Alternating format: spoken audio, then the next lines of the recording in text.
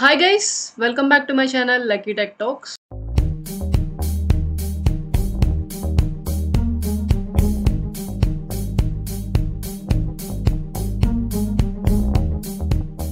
So ఈ రోజు వీడియోలో మనం స్టార్టింగ్ నుంచి కూడా ఎవరైతే సైబర్ సెక్యూరిటీ నేర్చుకోవాలనుకుంటున్నారో లేకపోతే ఎవరైతే సైబర్ సెక్యూరిటీ ఆల్రెడీ జాబ్స్ చేస్తున్నారో వాళ్ళకి కొంచెం డౌట్ ఉండొచ్చు. సో ఫ్రమ్ స్క్రాచ్ నుంచి కూడా జీరో టు హీరో అన్నట్టు నేను వీడియోస్ చేస్తున్నాను. సో ఈ వీడియోస్ ని మీ ఫ్రెండ్స్ ఇంకా ఎవరైతే ప్రిపేర్ అవుతున్నారో వాళ్ళకు కూడా షేర్ చేయండి. సో దట్ వాళ్ళు కూడా కొంచెం నాలెడ్జ్ అనేది షేర్ అవుతుంది. అండ్ మీకు వీడియో నచ్చినట్లయితే ఒక జస్ట్ లైక్ చేయండి. లైక్ చేయడం వల్ల ఇంకొక 10 మందికి ఈ వీడియో అనేది రీచ్ అవుతుంది. సో దట్ ఇంత కష్టపడి వీడియోస్ చేస్తున్నందుకు ఒక అర్థం ఉంటుంది అనిపిస్తుంది. సో ఇక లేట్ చేయకుండా వీడియోలోకి అయితే వెళ్ళిపోదాము. సో ఈ రోజు వీడియో వచ్చేసరికి మనం already system level attacks, network level attacks and application level attacks complete చేసాము.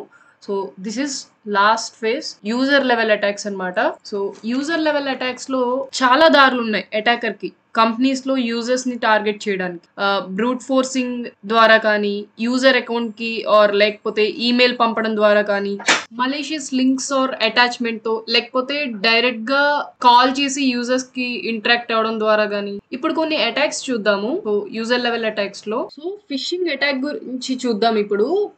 ఇది ఒక మెయిల్ ఎగ్జాంపుల్ అన్నమాట. సో ఇటువంటి టైప్ ఆఫ్ మెయిల్స్ ని పంపిస్తారు అటాకర్స్. సో అటాకర్ ఏం చేస్తాడంటే యూజర్ ని టార్గెట్ చేస్తాడు. ఈమెయిల్ పంపించడం ద్వారా యూజర్స్ కి వల వేస్తాడు అనమాట యూజర్స్ కి. ఇప్పుడు సో ఈ మెయిల్ చూసుకున్నట్లయితే మీకు ఇక్కడ ఒక యూఆర్ఎల్ ఉంది. ఇది HTTP తో ఉంది అండ్ ఇది మలేషియస్ యూఆర్ఎల్ అనమాట. ఇటువంటి మలేషియస్ యూఆర్ఎల్స్ మీద క్లిక్ చేసేలాగా వాళ్ళు ఇలా కంటెంట్ క్రియేట్ చేసి ఒరిజినల్ అమెజాన్ వెబ్సైట్ నుంచి వచ్చినట్టు మీకు మెయిల్స్ పంపిస్తారు. జనాలు ఏమనుకుంటారంటే నిజం అనుకొని లింక్స్ మీద క్లిక్ చేస్తే అక్కడ యూజర్ నేమ్ పాస్వర్డ్ అడుగుతుంది. సో యూజర్ నేమ్ పాస్వర్డ్ ఇస్తే గనక అటాకర్ చూస్తాడు. ఎందుకు అంటే ఆ వెబ్సైట్ కంట్రోల్ చేసేది అటాకర్ కాబట్టి. మీరు ఇక్కడ చూసుకున్నట్లయితే మీరు మెయిల్ చూస్తే సేమ్ అమెజాన్ వెబ్సైట్ నుంచి వచ్చినట్టే ఉంది, చూసారా? సో ఇటువంటి టైప్ ఆఫ్ మెయిల్స్ పంపుతాడు అనమాట.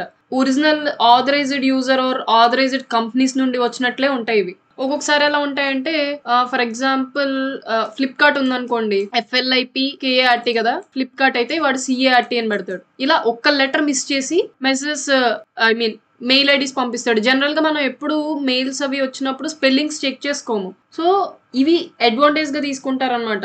వాళ్ళు మెయిన్ ఏంటంటే మీకు సెకండ్ హ్యాండ్ ల్యాప్టాప్స్ 10,000కే వస్తున్నాయని కంపెనీ నుంచి పంపిస్తారు. లేకపోతే కంపెనీలో ఈ ల్యాప్టాప్స్, చైర్స్, టేబుల్స్ ఆఫర్ ఉన్నాయి, ఈ రోజే తీసుకోండి అని మీ కంపెనీ మెయిల్ నుంచి మీకే పంపిస్తాడనమాట. సో మీరు దాని మీద క్లిక్ చేసి మీ డీటెయిల్స్ ఇస్తే ఈజీగా అటాక్ అనేది మీది కాంప్రమైజ్ అవుతుంది. సో ఈ అటాక్ పర్పస్ ఏంటి అంటే కాన్ఫిడెన్షియల్ ఇన్ఫర్మేషన్ ని దొంగలించడం, like user name, password and bank details. ఎలా అంటే మీరు లింక్స్ మీద క్లిక్ చేసి మీ డీటెయిల్స్ అన్ని ఫిల్ చేస్తారు కదా, ఇలా అన్నమాట. సో దీనికి సెక్యూరిటీ మెజర్స్ ఏముంటాయి చూద్దాం ఇప్పుడు. ఈ ఇమేజ్ లో చూస్తే మానిటర్ అండ్ కంట్రోల్ మెథడ్స్ ఉన్నాయి security devices and target server మీద. ఒకవేళ అటాకర్ ఫిషింగ్ అటాక్ చేస్తే ఏం చేయాలి చూద్దాం ఇప్పుడు. సో ఇక్కడ గుర్తుపెట్టుకోవాల్సింది ఏంటంటే ప్రతి కంపెనీకి ఖచ్చితంగా ఇంటెలిజెన్స్ ఇన్ఫర్మేషన్ ఉండాలి. Sender email the and sender domain, fishing URL, వీటికి సంబంధించింది అనమాట. అండ్ దానికి సంబంధించిన IP అడ్రస్లు. సో ఇవన్నీ ఎందుకు ఉపయోగపడతాయి అంటే అటాకర్ ని మానిటర్ చేయడానికి ఉపయోగపడతాయి. Attacker information like email address and IP address, domain name. So వీటిని థ్రెట్ ఇంటెలిజెన్స్ రిపోర్ట్ ప్రొవైడ్ చేస్తుంది అనమాట. లేకపోతే ఎంప్లాయీస్ మెయిల్స్ రిసీవ్ చేసుకున్నాక వాళ్ళు సస్పీషియస్ అని అనుకున్నప్పుడు రిపోర్ట్ చేయడం ద్వారా ఇది సెక్యూరిటీ టీమ్ కి వెళ్తుంది. వాళ్ళు అప్పుడు ఫర్దర్ ఇన్వెస్టిగేషన్ చేస్తారనమాట. సో మీ కంపెనీలో ఏదైనా మెయిల్ వచ్చి మీకు అది సస్పీషియస్ అనిపిస్తే పైన ఇక్కడ ఇలా ఒక ట్యాబ్ లో రిపోర్ట్ అని ఉంటుంది. సో రిపోర్ట్ చేసినట్లయితే ఆ సెక్యూరిటీ టీం వాళ్ళు చూస్తారు దీన్ని. సో ఇప్పుడు మానిటర్ అండ్ కంట్రోల్ మెథడ్స్ చూద్దాం సెక్యూరిటీ డివైజెస్ కి. సో ఫైర్ వాల్ చూసుకున్నట్లయితే ఇది నెట్వర్క్ కనెక్షన్స్ ని మాత్రమే చూపిస్తుంది. సో దీనికి ఎలాంటి సిగ్నేచర్స్ లేవన్నమాట ఫిషింగ్ అటాక్స్ ని డిటెక్ట్ చేయడానికి. కానీ ఇంటెలిజెన్స్ రిపోర్ట్స్ ని బేస్ చేసుకొని అంటే IOCs లో ప్రొవైడ్ చేసిన IP అడ్రసెస్ ఉంటాయి కదా, వాటిని బ్లాక్ చేయొచ్చు ఫైర్ వాల్ లో.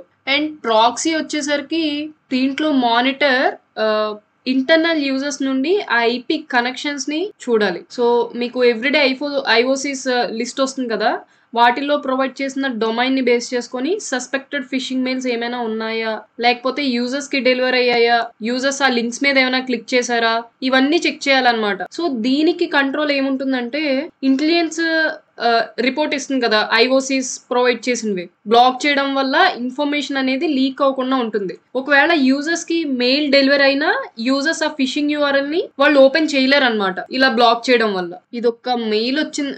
ఇప్పుడు ఐఓసీస్ లో కొన్ని ప్రొవైడ్ చేసిన యూఆర్ఎల్స్, డొమైన్స్ అండ్ ఐపీస్ ఉంటాయి కదా, అవి మీరు ఆల్రెడీ బ్లాక్ చేసేసి ఉంచితే యూజర్స్ కి ఒకవేళ సేమ్ యూఆర్ఎల్స్ నుంచి కానీ, ఐపీస్ నుంచి కానీ, డొమైన్స్ నుంచి కానీ ఏమైనా మెయిల్స్ రిసీవ్ అయినా ఒకవేళ ఆ యూజర్ ఎవడైతే ఉన్నాడో వాడు ఈ మెయిల్ ని ఖచ్చితంగా ఓపెన్ చేయలేడు అనమాట. అండ్ ఇంకా ఐడిఎస్, ఐపీఎస్ చూసుకున్నట్లయితే సేమ్ ప్రాక్సీలో లాగే ఇక్కడ కూడా సేమ్ అనమాట. ఇంటర్నల్ యూజర్స్ నుండి ఐపీ కనెక్షన్ ని చూడాలి ఐఓసీస్ లిస్ట్ లో ప్రొవైడ్ చేసింది డొమైన్ ని బేస్ చేసుకొని. అండ్ ఇక ఈమెయిల్ సర్వర్ గురించి చూద్దాము. దీని గురించి ఎక్కువే మాట్లాడుకోవాలి మనం, ఎందుకంటే దీంట్లో మానిటర్ వచ్చేసరికి ఈమెయిల్ సర్వర్ లాగ్స్ ఎందుకు యూజ్ అవుతాయి అంటే యాక్టివ్ లో ఉన్న లేకపోతే ఫిషింగ్ క్యాంపెయిన్ ని మానిటర్ చేయడానికి, ఇంటర్నల్ యూజర్స్ కి ఈమెయిల్ అనేది డెలివరీ అయింది అని చూడడం ద్వారా. ఫర్ ఎగ్జాంపుల్ ఇవి ఈమెయిల్ సర్వర్ లాగ్స్ అనుకుందాం. ఇందులో ఏవో ఉన్నాయి కొన్ని యూజర్ డీటెయిల్స్, టైము, ఇంకా ఏవేవో ఉన్నాయి. సో ఇవెందుకు యూజ్ అవుతాయంటే మనకి ఇప్పుడు యాక్టివ్లో ఏమున్నాయి, లేకపోతే ఫిషింగ్ క్యాంపెయిన్ ని మానిటర్ చేయడానికి ఈ పర్టికులర్ ఐపీస్ నుంచి కానీ ఏమైనా యూజర్స్ కి ఏమైనా మెయిల్ వచ్చిందా ఇది మనం చెక్ చేస్తాం. అండ్ సెండర్ ఈమెయిల్ అడ్రస్ ని ఇంటెలిజెన్స్ రిపోర్ట్ ఐఓసీస్ లో చూడాలన్నమాట. ఏమైనా ఫిషింగ్ ఈమెయిల్ కంపెనీలో ఇంటర్నల్ ఎంప్లాయీస్ కి పంపాడా అనేది. యూజర్స్ చాలా మంది ఉంటారు కదా, వాళ్ళని మానిటర్ చేస్తూ ఉండాలి. లైక్ వీళ్ళకి వచ్చే ప్రతి మెయిల్ కూడా ఆ మెయిల్ బయట నుంచి వస్తుంది అంటే ఆ పర్టికులర్ డొమైన్ కానీ, సెండర్ ఈమెయిల్ కానీ మనకు ఐఓసీస్ లిస్ట్ లో ఉందా, ఒకవేళ ఉంటే వీళ్ళకి రిసీవ్ అయిందా, ఇవన్నీ చెక్ చేసుకోవాలి. సో దీనికి కంట్రోల్ ఏముంటుందంటే సెండర్ ఈమెయిల్ కానీ, డొమైన్ కానీ, ఐపీ కానీ థ్రెట్ ఇంటెలిజెన్స్ రిపోర్ట్ ఐఓసీస్ లో ప్రొవైడ్ చేసినవి ఖచ్చితంగా బ్లాక్ చేయాలన్నమాట. అండ్ ఇంకా యాంటీవైరస్ తీసుకుంటే ఫిషింగ్ అటాక్ ని మానిటర్ అండ్ కంట్రోల్ చేయడానికి దీనికి సిగ్నేచర్స్ ఏం లేవు. సో ఇప్పుడు బ్రూట్ ఫోర్స్ అటాక్ గురించి చూద్దాము. బ్రూట్ ఫోర్స్ అటాక్ అనేది హిట్ అండ్ ట్రయల్ మెథడ్ అనమాట. సో ఇదొక యూజర్ అకౌంట్ ఉందనుకోండి, ఇందులో యూజర్ నేమ్, పాస్వర్డ్ ఉంటాయి, అందరికి తెలిసిందే ఇది యూజర్ నేమ్. ఇందులో attacker user name and password ని గెస్ చేస్తాడనమాట. అది ఒక సింగిల్ అకౌంట్ కి అవ్వచ్చు ఆర్ మల్టిపుల్ యూజర్ అకౌంట్స్ కి అవ్వచ్చు. ప్రతి అటెంప్ట్ కి అది సక్సెస్ఫుల్ అవ్వచ్చు ఆర్ ఫెయిల్ అవ్వచ్చు అనమాట. చెప్పలేం, ఎందుకంటే ఇది హిట్ అండ్ ట్రయల్ మెథడ్, వాడు గెస్ చేస్తాడు మాత్రమే. సో సర్వర్ లాగ్స్ లో ప్రతి అటెంప్ట్ కూడా రికార్డ్ అవుతుంది లాగ్ ఫైల్ లో ఆడిటింగ్ కోసం. సో లాగ్ ఫైల్ ఏముంటాయంటే మనకి target account, time, source IP address, source work station and authentication server. So ఇంకా ఇలాంటి మొత్తం ఇన్ఫర్మేషన్ ఉంటుంది అనమాట సర్వర్ లాగ్ ఫైల్ లో. ఇవి ఎందుకు ఉపయోగపడతాయంటే డిటెక్ట్ అయిన అకౌంట్ అండ్ అటాక్ యొక్క సోర్స్ ని తెలుసుకోవడానికి. ఫర్ ఎగ్జాంపుల్ ఇదొక చరణ్ అనే అతని అకౌంట్ అనుకుందాం. ఇతని అకౌంట్ డిటెక్ట్ అయింది. ఇది ఇంకో సిస్టమ్ అనుకుందాము.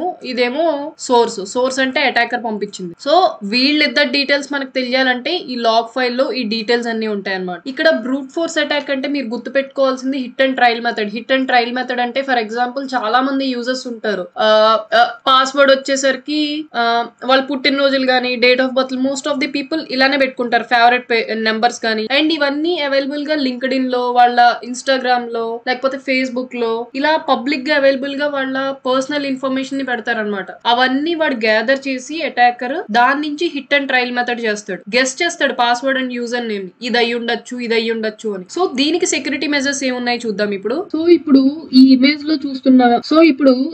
లో చూస్తున్నాం కదా, మానిటర్ అండ్ కంట్రోల్ మెథడ్స్ చూద్దాము. Security devices and target server మీద attacker brute force attack perform చేస్తూ మానిటర్ అండ్ కంట్రోల్ అబ్జర్వేషన్ చూసుకున్నట్లయితే ఈ ఫైర్ వాల్ అండ్ యాంటీవైరస్, ఈ సెక్యూరిటీ ప్రొడక్ట్స్ కి సిగ్నేచర్స్ ఏం లేవు బ్రూట్ ఫోర్స్ అటాక్ ని డిటెక్ట్ చేయడానికి. అండ్ వాఫ్, ఐడిఎస్ అండ్ ఐపీఎస్, ఈ సెక్యూరిటీ ప్రొడక్ట్స్ కి కూడా జనరల్ గా సిగ్నేచర్స్ ఏం లేవు బ్రూట్ ఫోర్స్ అటాక్ ని డిటెక్ట్ చేయడానికి. కానీ ఈ డివైజెస్ బ్రూట్ ఫోర్స్ ని డిస్కవర్ చేయగలవు యాక్టివిటీని బట్టి. కొన్ని అప్లికేషన్స్ కి లైక్ SSH, RDP అలా అన్నమాట. సో అప్లికేషన్ బట్టి ఇవి డిటెక్ట్ చేయగలవు. సో ఇందులో మనం ఏం చూడాలంటే ఈ 2 సెక్యూరిటీ ప్రోడక్ట్స్ లో బ్రూట్ ఫోర్స్ అటాక్ జనరేట్ చేసిన సిగ్నేచర్స్ ని చూడాలి అండ్ అవి ఖచ్చితంగా బ్లాక్ అయ్యేలా చూసుకోవాలి ప్రివెంట్ చేయడం కోసం. అండ్ ఇప్పుడు టార్గెట్ సర్వర్ చూద్దాము, ఇది జాగ్రత్తగా వినండి. ఇందులో మానిటర్ వచ్చేసరికి మానిటర్ లో ఇందులో డిఫరెంట్ సినారియోస్ ఉన్నాయి యూజర్ అకౌంట్స్ మీద బ్రూట్ ఫోర్స్ అటాక్ ని మానిటర్ చేయడానికి. ఫర్ ఎగ్జాంపుల్ ఇది వచ్చేసరికి విండోస్ ఎన్విరాన్మెంట్ అనుకుందాం. సో విండోస్ ఎన్విరాన్మెంట్ లో డొమైన్ యూజర్ అకౌంట్ మీద బ్రూట్ ఫోర్స్ అటాక్ ని మానిటర్ చేయాలి అంటే domain controller Windows security event లో ఫెయిల్డ్ లాగిన్ లాగ్స్ ని చెక్ చేయాలన్నమాట. విండోస్ ఎన్విరాన్మెంట్ అయితే DC అంటే డొమైన్ కంట్రోలర్ లో విండోస్ సెక్యూరిటీ ఈవెంట్ లో ఫెయిల్డ్ లాగిన్ లాగ్స్ ని చెక్ చేయాలి. ఒకవేళ విండోస్ ఎన్విరాన్మెంట్ లో local user account brute force attack ని చూడాలి అంటే లోకల్ మెషిన్ లో విండోస్ సెక్యూరిటీ ఈవెంట్స్ లో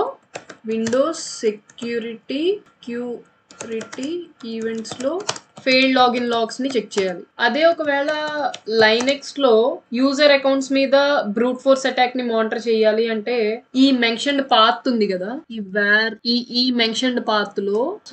ఈ మెన్షన్డ్ పాత్ లో సెక్యూర్ ఆర్ auth.log ఫైల్ ని చెక్ చేయాలి ఫెయిల్డ్ లాగిన్ లాగ్స్ ఏమున్నాయో చూడడానికి. సో ఈ 3 మీకు అర్థమయ్యాయి కదా. విండోస్ ఎన్విరాన్మెంట్ లో డొమైన్ యూజర్ అకౌంట్ మీద బ్రూట్ ఫోర్స్ అటాక్ ని మానిటర్ చేయాలి అంటే డొమైన్ కంట్రోలర్ లో విండోస్ సెక్యూరిటీ ఈవెంట్ లో ఫెయిల్డ్ లాగిన్ లాగ్స్ ని చెక్ చేయాలి ఫస్ట్ వన్. అదే ఒకవేళ విండోస్ ఎన్విరాన్మెంట్ లో local user account brute force attack ని చూడాలి అంటే లోకల్ మెషిన్ లో విండోస్ సెక్యూరిటీ ఈవెంట్ లాగ్స్ లో ఫెయిల్డ్ లాగిన్ లాగ్స్ ని చెక్ చేయాలన్నమాట. అదే ఒకవేళ లైనెక్స్ లో అయితే ఈ మెన్షన్డ్ పాత్ లో ఈ సెక్యూర్ గానీ auth.log గానీ ఫైల్ లో ఫెయిల్డ్ లాగిన్ లాగ్స్ ఏమున్నాయో అవి చెక్ చేయాలి. సో దీనికి కంట్రోల్ ఏముంది చూద్దాం. సో ఈ అటాక్ ని కంట్రోల్ చేయడానికి చాలా కంట్రోల్స్ ఉన్నాయి. ఫస్ట్ ఏంటంటే అకౌంట్ మీద లాకౌట్ పాలసీని పెట్టాలి. సో లాకౌట్ పాలసీని కాన్ఫిగర్ చేసినట్లయితే అకౌంట్ లాక్ అవుతుంది. అప్పుడు షార్ట్ టైమ్ లో మల్టిపుల్ ఫెయిల్డ్ లాగిన్ అటెంప్ట్స్ ఉంటే ఫర్ ఎగ్జాంపుల్ ప్రతి కంపెనీలో థ్రెషోల్డ్ వాల్యూ ఉంటుంది.